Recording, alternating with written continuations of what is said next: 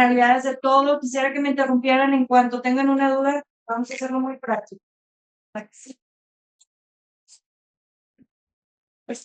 Bien, yo siempre les pregunto a los pacientes, vayan por lo que vayan, y usted ronca.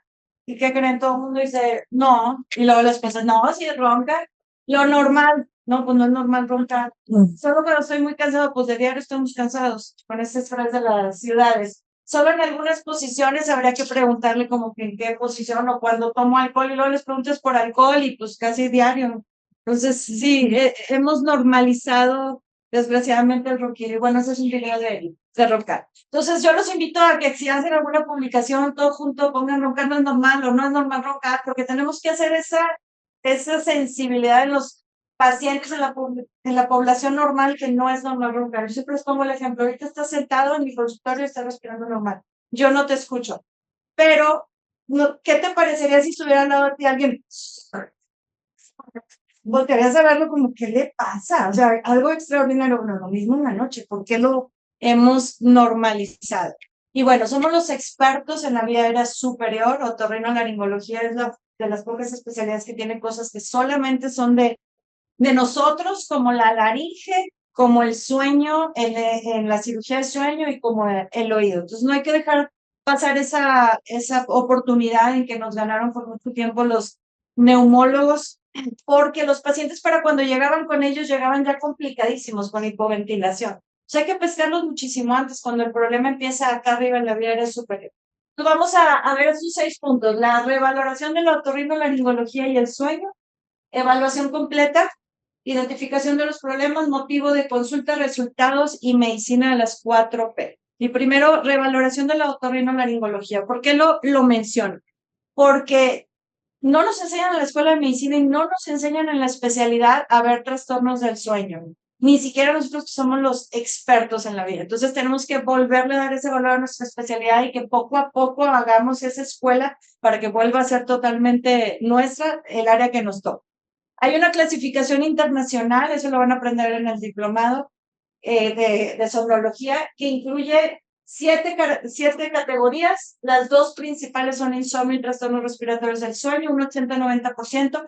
¿Y qué creen? Este es nuestro. Entonces, por tal razón tenemos que dedicarnos a eso. No se vale que un otorrino no sepa al menos un poquito, al menos algo que le pueda referir al que sí se dedica a eso. Y bueno, las otras que son raras, hipersomnias, trastornos del ritmo circadiano, movimientos enfermos, inquietos, etcétera, que vale la pena saberlo porque de pronto hay pacientes que tienen 2 diagnósticos. Tienen apnea del sueño y tienen insomnio. Ponle un CPAP y menos se duerme, está así, para un lado y para el otro. Tienes insomnio y le dan relajantes, clonazepam. ¿Qué pasó con la apnea del sueño? Fatal. Entonces, tenemos que saber un poquito de los otros para poderlos ahí referir. Y bueno, ya sabemos, el sueño es ese periodo del día que, aunque sentimos que dormimos 5 minutos, son 6-8 horas de nuestro día, es nuestra tercera parte de nuestra vida. Entonces, muy importante, se repara la memoria, se repara el metabolismo, se repara el ADN, se regulan las hormonas, un montón de cosas que no quiero ser muy repetitiva porque seguro ya lo han visto, pero es importante hacerle ver a los pacientes que volteen a ver esa parte de la noche que es inconsciente, pero ¿qué tal duermes? ¿Alguna vez te has preguntado qué tal duermes? Porque, como dice el doctor Vita, hay que tener buenas noches para tener buenos días. Hace una gran diferencia el cómo duermes para cómo despiertas. O sea, si despertaste como a aquel lado, es porque ya toda la noche estuvo muy mal. No es que ese día a las 7 de la mañana empezaste con el problema. Entonces, tenemos que evaluar eso. Una tercera parte del día de sueño. Las otras 8 horas, supongamos que trabajamos, y otras 8 horas nos queda para todo lo demás. Bañarnos, comer, tener novio, hijos, etcétera. Entonces, sí que es importante esa tercera parte. Entonces, tips de este primer tema. Número 1, incluye en la sala de espera cuestionarios de sueño. Yo al principio lo empecé a hacer con el Epworth de somnolencia y todo el mundo así como que, ¿por qué me piden cuando les piden los datos a las secretarias? No, es que la doctora está haciendo un estudio. Y era más bien para concientizar a ellos de, tengo un chorro de puntos porque tengo mucha somnolencia. Entonces ya vas haciendo como un poco esa conciencia. Infografía sobre sueño. Nosotros, por ejemplo, tenemos trípticos. Este es uno de hábitos de sueño, tenemos de insomnio, tenemos de apnea, de cosas que le llamen la atención al paciente. Si acaso tienen una televisión, hay un montón de videos en YouTube. Los de ResMed son muy buenos, que son, digamos, oficiales, los pueden utilizar sin problema. y tomen un diplomado de somnología. Es bien importante. Con los dos academias son muy buenos, entonces para que tengan una visión general. Ahora, vamos a hacer una evaluación completa de ORL y sueño. Ya hemos estado muy repetitivos en decir que la vía aérea tiene un segmento que es rígido, la nariz, un segmento que es colapsable, que es la orofaringe, la hipofaringe, y luego otra vez después de la subglotis ya se vuelve rígido, la tráquea no hay manera de que se colapse.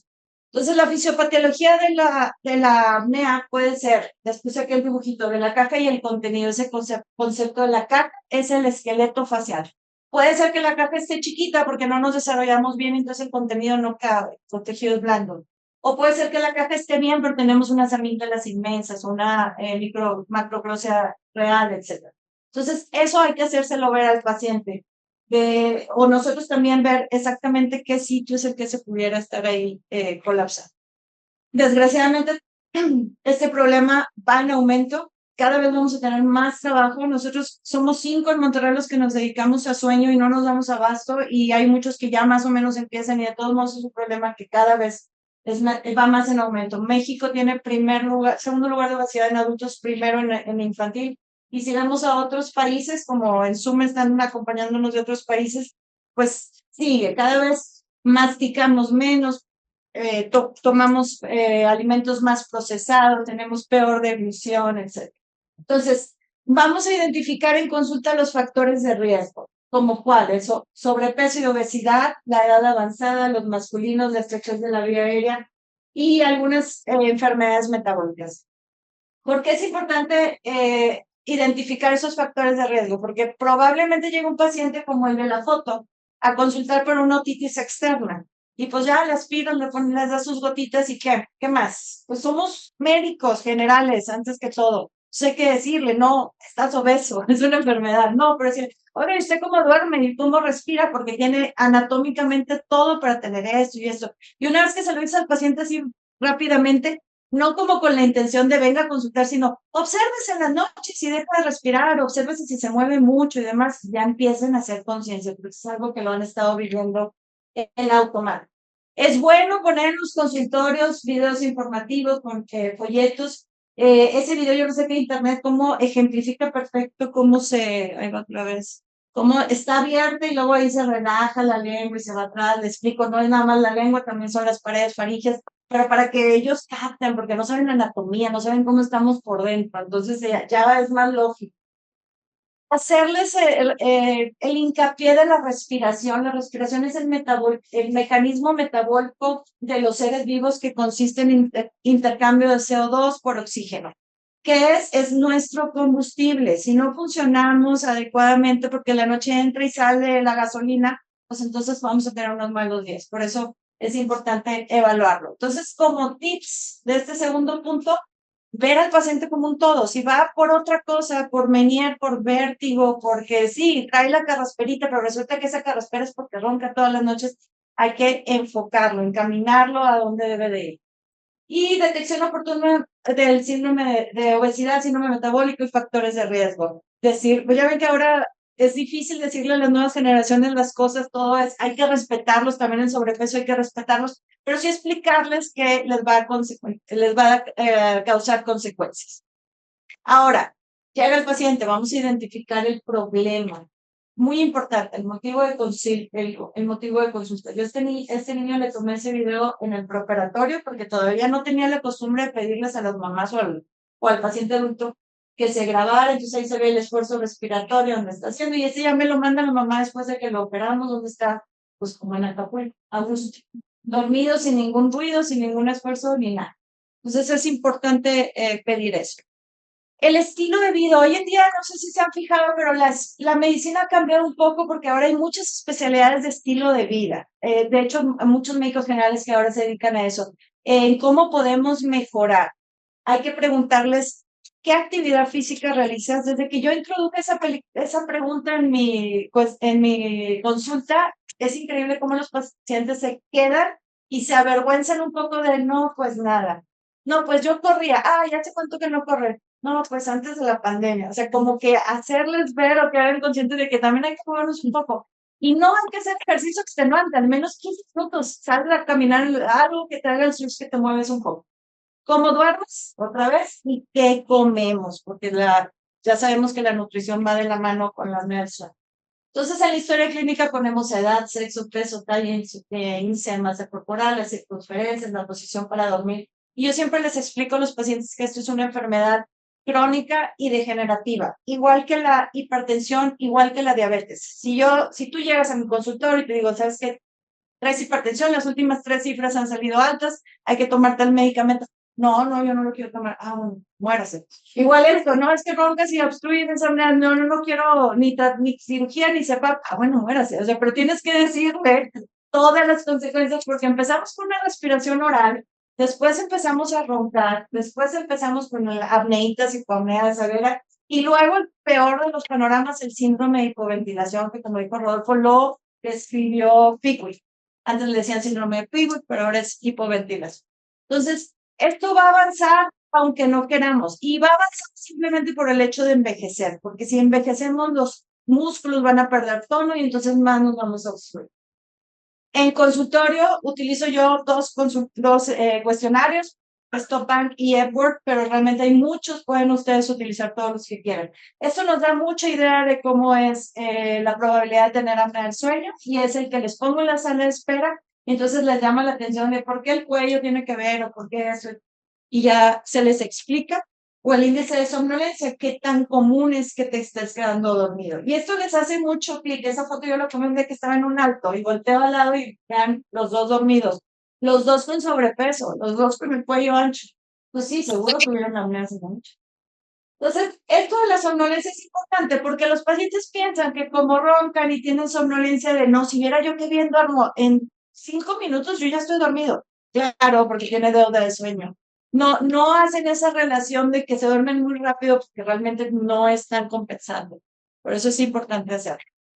Los síntomas, de identificarlos, esos sin excepción, si quieren tomarle una foto, se los pregunto de día. Ronca, le ha dicho su pareja que se queda sin respirar, le falta el aire, se levanta muchas veces en la noche. Sí, doctor, pero es que yo me tengo que levantar porque me dan ganas de hacer pipí. Ah, sí, va, ¿y cuánto hace? 3, 4 gotitas. No, pues sí. O sea, no es un chorro así como que, ay, realmente tenía ganas. Es nada más, ese umbral de despertar tan superficial que hace que vayan al baño. Movimientos excesivos de sueño, no, es que es bien inquieto, no, es que está buscando más aire, los niños que están así todos chuecos, dormidos y se dan 1000 vueltas, están buscando aire. Síntomas de reflujo gastroesofágico, 50% de los pacientes con esa presión negativa que están jalando para meter aire también jalan ácido, entonces es importante describirlo. La somnolencia excesiva durante el día, la fatiga, que le echamos la culpa a todo, al estrés, además menos a que no estamos durmiendo bien, que nos duele la cabeza en la mañana, mucho le echan la culpa de la hipertensión, pero es la hipoxia, problemas de atención, concentración, memoria, pacientes que lo sobrediagnostican con TDA, el niño inquietísimo que nadie le haya, que no duerme. Disminución de la libido, los urólogos y cardiólogos son nuestros mayores referidos porque ya no hayan que hacer con los que no les funciona el Viagra. Alteraciones en el estado de ánimo, irritables, enojados y disminución de las destrezas. Por eso es importante que no tengamos trabajos, digamos que la destreza sea importante. Entonces, ¿cuáles son los tips de este bloque? Identificar, número uno, el primer síntoma de queja. ¿Por qué? Porque cuando el paciente viene a una otitis externa y nosotros le decimos, mira, usted tiene fenotipo de roncador, pues bueno, no venía eso. Pero cuando viene porque mi esposa me dice que me quedo sin respirar, pues bueno, qué bueno, porque fácil lo vamos a aliviar. Pero cuando viene porque mi esposa me dice que ronco y, por ejemplo, el ronquido es un síntoma muy difícil de quitar, entonces hay que tener bien claro el primer síntoma. Que siempre vaya la pareja o si duerme con alguien, llevar un diario de sueño, eso es súper importante, también se los pasamos en infografía a los pacientes porque no hacemos consciente, o sea, le dices, ¿a qué hora te duermes? Como a las 10, 11, y ya que hacen su diario de sueño te das cuenta que 10:30 el primer día, y luego 11, y luego 11:30, luego tuvo una fiesta y 2 de la mañana, y luego realmente no lo hacen consciente, o sea, sienten que ellos duermen muy bien, o que no comen nada, o que no se paran en la noche. Un video, si es posible, eso es más común con las mamás y los niños que graben cómo están durmiendo, como este que me mandaron, Preguntar qué remedios y cosas naturales se utilizan, porque eso los pacientes no lo consideran como medicamento. Y pues utilizan un montón de cosas que pueden llevar estimulantes como teofilina, cafeína o depresivos. Y ahora sí vamos con el motivo de consulta. Como les decía, somos los expertos en la exploración de la vía aérea y sabemos que el 50% de la resistencia de la vía aérea la va a dar la nariz. Somos los expertos en la nariz. Entonces, ser cirujano de sueño es como muy de la mano con ser muy buen rinólogo, porque yo les explico a los pacientes, lo primero que hay que abrir es la puerta. Si no está abierta la puerta para que entre el aire, pues cómo va a entrar. Y eso incluye la válvula. Los pacientes como estos, por más que tengan una buena vía como acá, bueno, usted no, pero que digamos la lateral esté bien, ¿de qué sirve nuestra válvula está cerrada? O sea, tenemos que abrir desde la válvula, deflexiones, espolones con hipertrofia de cornetes, conchas tubulosas, espolones, desviaciones ventrales, tumores, hipertrofia de cornetes. Todo va a aumentar la resistencia, láser. Todo va a aumentar el riesgo que tengamos. Ronquido. Entonces, cirugía de sueño, pues sí, tradicionalmente es todo lo que vamos a practicar mañana, pero podríamos incluir la cirugía de sueño como la cirugía de nariz que le reducimos la resistencia. Hay pacientes que dicen, no, yo respiro muy bien y se los checas y muy desviados, pero ya que le preguntas, ¿y roca? Sí, un rochorro. Ah, pues a lo mejor en el día no le da síntomas, pero en la noche, claro, o sea, va a buscar el aire por donde que no se nos olvide que el epitelio respiratorio es cilíndrico, estratificado, ciliado. ¿Para qué? Para que los cilios muevan el moco, para que las glándulas caliciformes produzcan moco. ¿Por qué se los menciono? Porque el láser tiene una temperatura de 150. Mal todos los que digan que hacen un sueño con láser. Nada más van a chicharrar y van a hacer todas las complicaciones de esa. El cauterio es lo que todos tenemos, 600 grados, también quema bastante. Entonces no es muy bueno la cauterización en los cornetes. Sí, a lo mejor en la cirugía, el vasito, pero en los cornetes lo ideal es utilizar radiofrecuencia de algún tipo que lo que hace es coagular las proteínas sin achicharrar el tejido y sin llevarte los hilios, que es lo más importante. Y bueno, no olvidemos que los bebés son respiradores nasales absolutos, no hay manera de que ronquen. Ellos tienen muy bien su acoplamiento lingual, que es esa posición que debe tener la nariz, la lengua, perdón, el paladar. Ahí el papá le está abriendo la lengua, la suelta. Por eso un bebé que se constipa se está ahogando y muriendo, que no tiene, él no sabe cómo respirar con la boca. Y todo es, obviamente, ya sabemos el fenómeno de Bernoulli que entra y el flujo laminar que tenemos que tener, que entre el aire derechito y no esté chocando. Me encanta a mí esto de, igual que el doctor Vite, la respiración nasal, somos promotores de la respiración nasal. La tenista número 1 que siga, una polaca, ella entrena con mouth taping, pero tiene que ser un buen mouth taping si ganas así, ¿verdad? A lo mejor se lo puso, pero sigue roncando y le ponen un montón de cosas y como quiera sigue con la boca abierta y roncando. Cuando respiramos por la nariz, aumenta un 20% la oxigenación. Ya dijimos, ya dijo Don Ayeli, es el único lugar donde se produce el ácido, óxido nítrico, perdón, que hace que pueda haber una mejor difusión en los tejidos y demás. Entonces, vean cómo la número 1 del mundo, Shakri se llama, va corriendo a tope, ganando una carrera sin abrir la boca. A diferencia de cuando uno corre, que o sea, está mal. Tenemos que respirar siempre por la nariz. Entonces, otorrinos, ¿qué vamos a ver? A la edad de este niño. Yo lo operé de amígdalas de niño a los 5 años y regresó a los 14. Sí. ¿Por qué? Pues porque no sabía yo de señores entonces, fue mis primeros, de verdad, hace 15, 20 años. Se colapsó porque no nos resolvimos nada de su respiración, de hipertrofia de amígdalas, los talares que ya operaron, que nada más le quitaron la úvula y el canal, hipertrofia de amígdalas. Esta, ¿qué te ven? Amígdalas, estamos acostumbrados como a ver nada más el hueso en el tac y vean cómo se cierra un montón. Amígdala lingual, es que es amígdala lingual. Y bueno, la macroglosia de los sindromáticos, por supuesto. Cada vez nos hacemos más hermanos de los dentistas y la verdad es que sí, tenemos que ver el perfil oclusal, la clase 2, la clase 3, clase 2, porque reducimos la capa, ya no va a quedar el contenido. Y como se cruza la mordida, tampoco hay una buena actividad muscular. O tenemos overjets, overbites, donde no está funcionando adecuadamente esa respiración. Todo eso es por la respiración. Y bueno, el cuello que ya sabemos que puede también influir, sobre todo en apneas o ronquidos de súbito inicio por alguna tumoración. La facies o el fenotipo que ahora le llamamos, los niños que francamente se ven adenoideos o sindromáticos, que ya sabemos que van a tener ahí problemas. Y los estudios de imagen es importante verlos. La clásica imagen donde tenemos que reproche de adenoides, una desviación septal. Y, por ejemplo, vemos, ese paciente llegó, a mí me lo mandó un neurocirujano por un tumor en la silla hiperproductor, que realmente no tiene mucho volumen, pero no solamente hay que ver la silla turca, que fue lo que me mandaron a mí, ni no trae sinusitis, pero vean la vidriera, que no se estrecha. Se acuesta ese hombre, pues se obstruye en dos patadas. Tenemos que hacer, perdón, una endoscopía despierto, justo lo que mencionaban ahorita es ver despierto el reflejo glótico, cómo habla, cómo se cierra, cómo está funcionando. Y luego yo les hago a los pacientes siempre este videíto. Ninguno de estos vino por ronquido, ninguno. Él vino por otitis.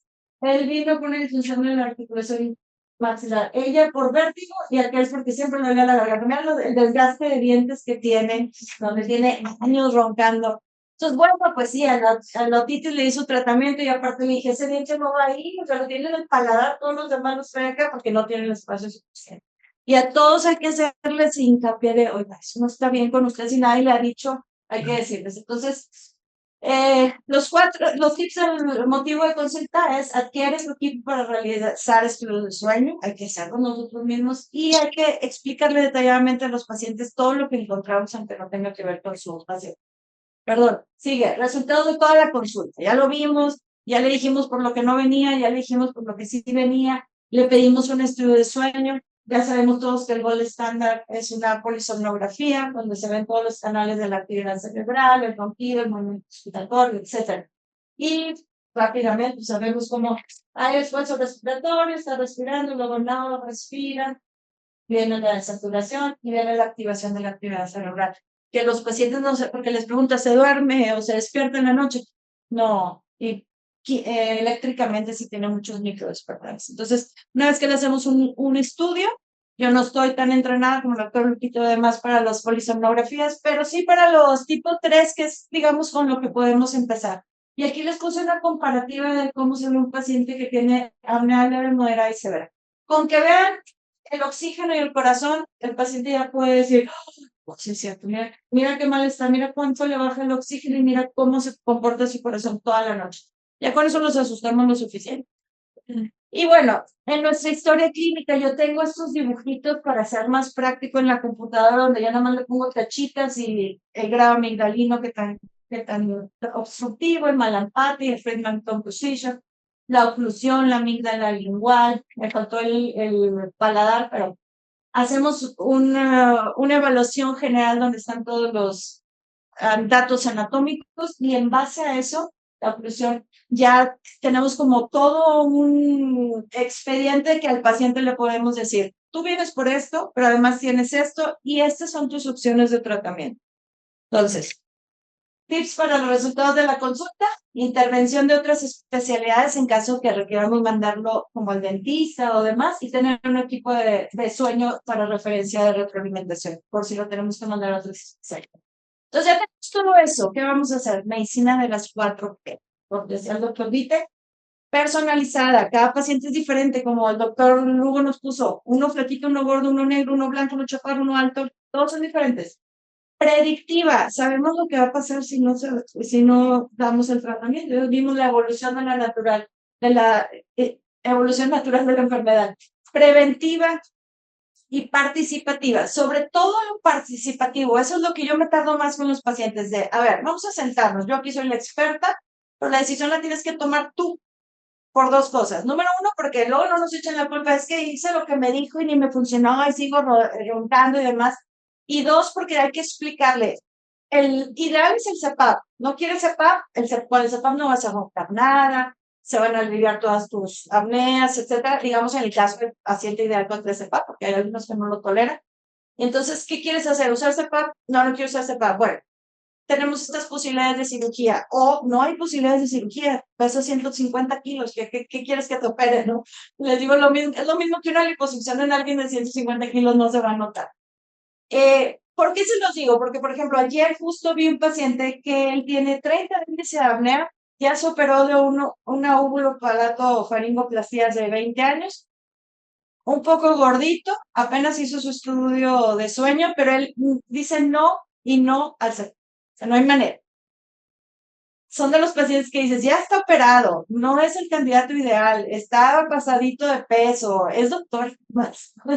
Entonces, le presté un CEPAP para que lo pruebe una vez, con la excusa, la verdad es que, bueno, ok, te vamos a operar, con esto usar un CEPAP para ponerte en condiciones, que eso es una realidad, no estoy diciendo mentiras, ponerte en condiciones, que sangres menos, que estés mejor, etcétera, con la esperanza de que se enamore el CEPAP y despierte fresco como una lechuga y diga, no, tienes razón, porque es doctor, pero bueno, hay que lidiar con eso con los pacientes, decirles, tenemos todo esto sobre la mesa, y tú vas a decidir, o sea, no es mi culpa si no te funciona, no es mi culpa si sigues roncando, porque hay que ser bien claro. Pues te puedo hacer una faringoplastia, pero a lo mejor el ronquido no se quita al 100%, pero sí vas a mejorar.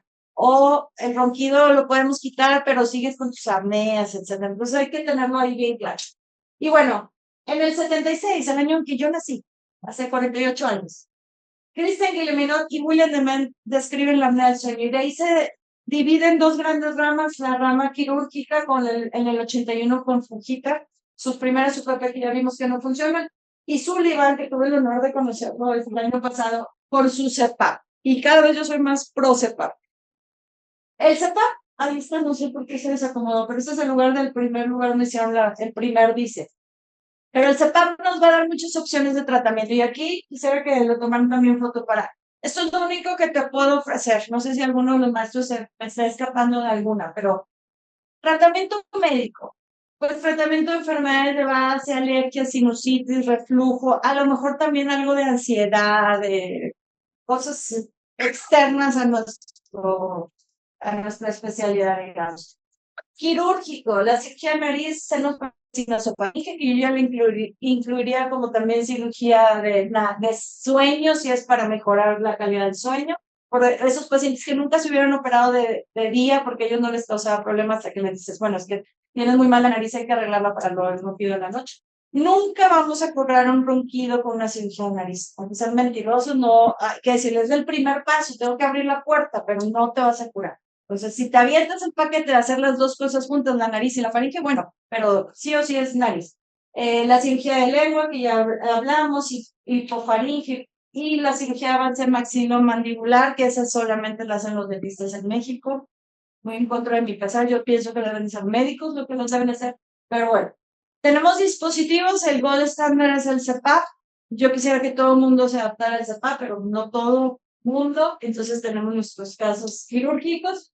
El dispositivo de avance mandibular lo podemos probar en consultorio, los dentistas que hacen eso hacen hay como unas medidas aproximadas, pero lo ideal es hacerlo en DICE, ese DICE intervencionista que mencionaba, en donde dormido el paciente, relajado todos los tejidos, se mide el SAM a ver qué tanto va a mejorar.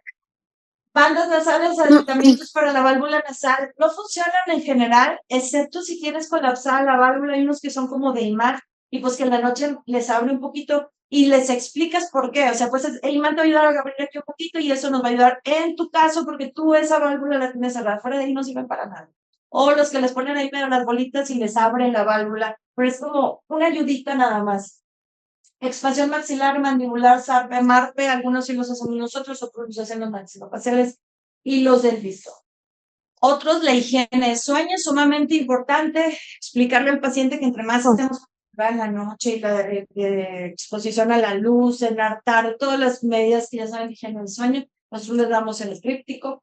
La terapia miofuncional, que últimamente ha estado más en boga. Yo soy fiel creyente en la terapia miofuncional porque así como cuando te accidentas te mandan a rehabilitación de la rodilla, igual acá. Haces una faringoplastia, hay que aflojar esos músculos con una buena deglución, evitar la insuficiencia palatina. Los niños se están mordiendo siempre el diente, la uña, hay que quitarles esos malos hábitos porque les va a mover todo.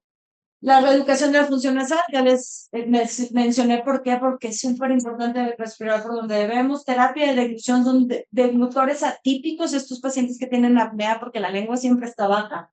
Y bueno, implantes de hipoglosio que aún no los tenemos ahí. Igual les enseño este video a los pacientes, cómo está ahí atrás cerrado y lo que hace un CPAP es una férula de aire en donde les digo, hagan de cuenta que la puerta está medio abierta, tú atrás le pones un abanico y la presión del aire va a hacer que la puerta se abra de par en par. Lo mismo hace esa férula de aire que va a hacer que abra esa vía. Tenemos también el DICE con CPAP, porque ¿qué pasa con los pacientes que sí quieren usar CPAP pero no les funciona? Ahí vemos este paciente ahí lo apagamos, vean cómo se cierra todo ese colapso en concéntrico y luego después se vuelve a abrir y vuelve a expandirse a como estaba en un inicio. La cirugía de amígdalas, todos hacemos cirugía de amígdalas, hay que estar muy seguros que quitamos bien todo, que dejamos los palatofaringios, porque los vamos a ocupar para una futura cirugía de sueño en caso de que se requiera estar un niño y solamente con amigdalectomía, y ver todo el espacio ahí que está ganando. Ahí vemos cómo cuando disecamos el palatofaringio se puede movilizar adecuadamente. Tenemos la expansión rápida maxilar, siempre decimos el espacio, el piso de la nariz es el techo de la boca. Entonces, si se empieza a elevar, va a reducir el volumen de la boca, tenemos que aplanarlo, eso lo hacen los dentistas. Vean cómo de estar amontonado y no tener espacio para los caninos, luego se hace una diástasis que se cierra bien rápido. Esa es una paciente mía, después de 3 semanas estaba así, no tenía espacio, después de 3 semanas ya le caben los caninos. Entonces, sí o sí hay que expandirlos, porque una cirugía ortognática cuando sean adultos va a ser mucho más complicado. Este paciente también yo lo operé de adenomígdalas y después lo operé de septumplastía y además llevo tratamiento dental con mi socia, la doctora Musme, y vean cómo les cambia hasta el perfil, ni siquiera es por estética, sino por abrir esos espacios que necesita el paciente para no desarrollar apnea obstructiva del sueño. Ella también, una paciente estrella, siempre la pongo mate, le decíamos, porque pobrecita. Ahora ya, de hecho tengo otra foto, ahora tiene 15 años y se perdió en la pandemia, ella siguió haciendo ejercicio, siguió utilizando su tratamiento de alergias y demás, y bueno, ahí va. O sea, tratamos de evitarles el colapso. Gemelos idénticos, respirador oral, no respirador. Así es como se van a desarrollar. El DICE nos sirve. Ay, perdón.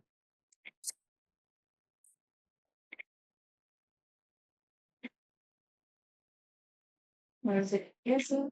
Sí. Para ubicar el sitio de obstrucción, ya crecieron, ya son adultos, ya no nos expandimos, no les pudimos quitar las amígdalas ni las adenoides a tiempo, ya no tienen adenoides, las anginas ya están intravésicas, entonces, pues hacemos un DICE. Este es un paciente que después le hicimos una faringoplastia, pero vean cómo el tórax está congelado y ya está cerrado en embudo. Entonces, de repente empieza a hacer su esfuerzo respiratorio, ya empieza a moverse, y ahí ya como que se quiere abrir.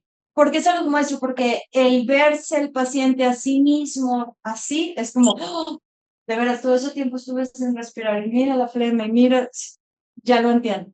Entonces, bueno, no voy a hacer mucho hincapié en los patrones de obstrucción, ya sabemos que tenemos el lateral, ya hablaron bien de todo, el anteroposterior, que la pared anterior se va hacia atrás, y el concéntrico, que el concéntrico realmente, pues la pared posterior que es fija no se viene hacia adelante, es la anterior y los laterales que se cierran como en embudo, pero hay que tener ahí bien claros los patrones. ¿Para qué? Para ofrecerle el mejor tratamiento. ¿Por qué ahora ya no hacemos UPPs? Porque tenemos la idea de respetar el mayor tejido posible, no resecar. Entre más resecamos, más estenosis, más pegazones con la pared posterior. Ahora hacemos colgajos, respetamos lo más posible el músculo y cambiamos los vectores de los músculos para que se pueda abrir como debe ser la pared lateral. Hacemos esa clasificación de Bob, bueno, es la que yo utilizo, aunque hay un montón, pero yo les aconsejo que agarren una o un cuestionario así, ya se familiaricen con él para saber si se colapsa el velo del paladar anterior, lateral, circular. La orofaringe no se puede no se, por eso está negro, no se puede obstruir ante la presión unicircular, tendría que ser lateral por los tres. La base de la lengua esa sí se puede ir hacia atrás y la epiglotis también se puede ir hacia atrás o lateral. Y bueno, tips para las cejas. Hay que empezar nuestra práctica del DICE, que fue como yo la empecé, y muchos de nosotros en el preoperatorio de nuestras cirugías normales. La siguiente semana tiene un septum. Hablen con su anestesiólogo y digo, oye, ¿cómo ves si 10 minutos practicamos? Practicamos pasarle midazolam o Precedex o el que quiera y ver cómo funciona. Llévense su endoscopio y ahí hacer un poquito de práctica. También cuando yo al principio no les decía a los pacientes, ya después les empecé a decir, hicimos esto para que vean, y ya cuando lo ves, no, entonces sí ronco, pues. Entonces, ahí vamos evaluando qué tanto nos coordinamos con el anestesiólogo. Finalmente es una técnica del anestesiólogo, tiene que dominarla, por eso entre más pronto lo hagamos del equipo, mejor. Decidir qué medicamentos es el que más vamos a utilizar y hablar con el paciente sobre los riesgos que pudieras. Y toda la evolución que ya habló el doctor Lugo, no voy a hacer hincapié, el doctor Cajale con su farinoplastia lateral, la de expansión con Kelly Pan, recolocación con el doctor Billy, Mario Mantovani, que fue el primero que hizo las cortinas valvanas, después Vicini, repetitivo de lo que ya hablamos. ¿Qué tenemos que saber?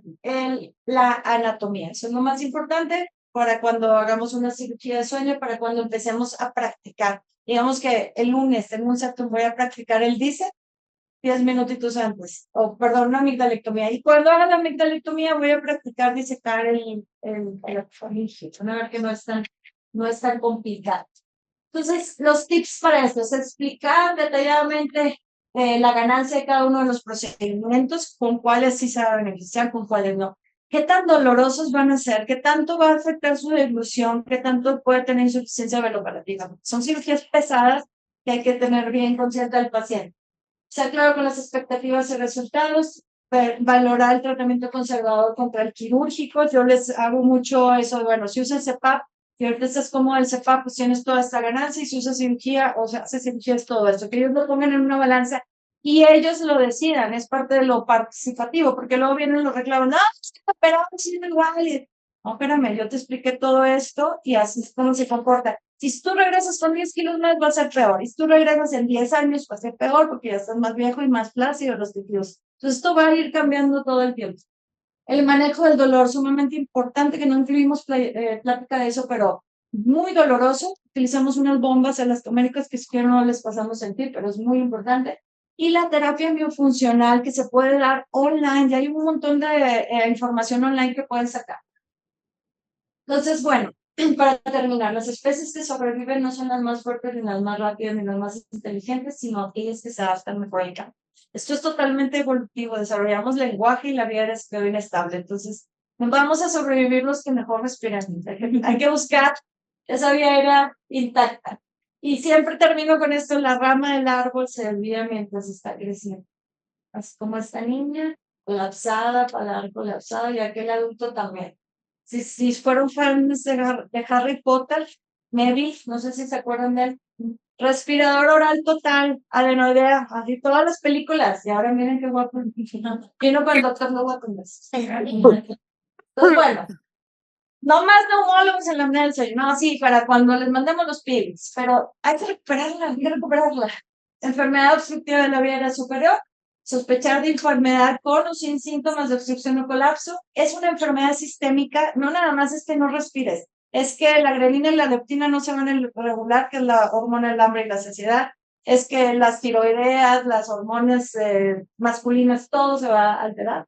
Es una enfermedad crónica y degenerativa, no hay que normalizar el roncar, o sea, si está mal roncar, todo otorrino debería manejar eso. Entre más pronto lo veamos, de hecho, me llegan la mayoría de pacientes adultos, pero siempre también, sin excepción, le digo, ¿y tienen hijos? Sí, roncan. Ah, sí, también tráigalos, porque eso sí los vamos a curar a usted, pues ahí le vamos a ayudar, pero sus hijos sí, entonces hay que verlos en todos los ámbitos. Es un trabajo multidisciplinario, hemos armado un gran equipo nosotros en Monterrey, la odontóloga, la anestesióloga, los pelos que cada vez nos enseñan más de lo que nosotros les podemos enseñar, ellos nos enseñan.